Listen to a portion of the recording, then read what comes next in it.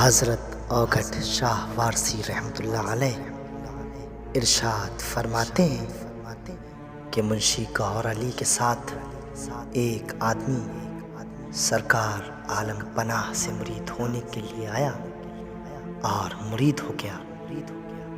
انہوں نے دوپہر کے بعد کی 2 نمازیں چھوڑ دیں۔ دن ڈوبنے کے بعد منشی فضل حسین صاحب نے انہیں نماز پڑھنے کے لیے اشارہ کیا، لیکن انہوں نے انکار کر دیا۔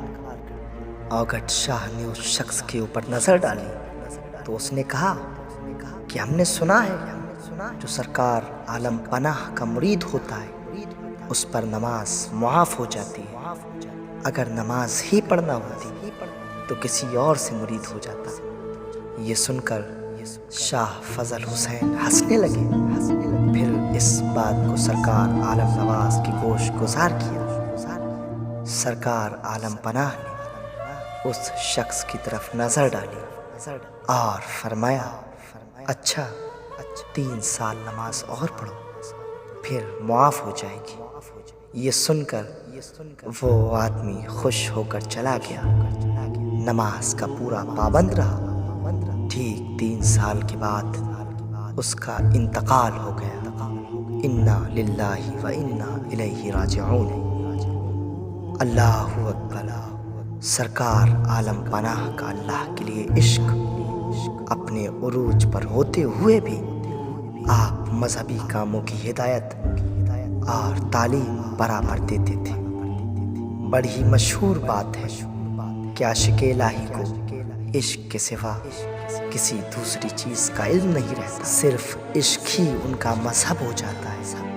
وہ عشق کے علاوہ نہ کسی کو مانتے ہیں اور نہ کسی کی پیروی کرتے ہیں، لیکن سرکار عالم پناہ میں یہ عجیب بات دیکھی جاتی ہے کہ عشق میں ڈوبے رہنے کے باوجود آپ مذہبی قانون سازی کا بھی بہت خیال رکھتے۔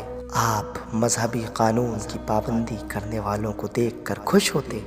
یہ تمام ایثار مسلمان مریدوں کے لیے ہیں، اور آج ان کے کچھ مرید کہتے ہیں کہ ہم تو نماز عشق ادا کرتے ہیں، میرا پیر ہی میرا خدا ہے، اس کا تصور ہی میری نماز ہے۔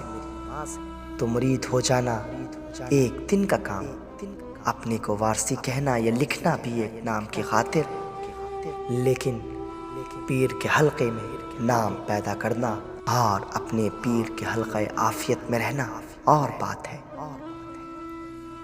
ہم عاشق ہیں لیکن سرکار جیسا عشق تو نہیں رکھتے۔ جب انہوں نے نماز ترک کرنے کا حکم نہیں دیا تو ہم کون ہوتے ہیں؟ اپنی الگ رسم و رواج بنانے والے۔ ہم جن کے عاشق ہیں ان کی تعلیم پر غور کرنا ہمارے لیے فرض ہے، اور اگر ہم عالم پناہ کی تعلیمات پر عمل نہیں کریں گے تو پھر کیسا عشق؟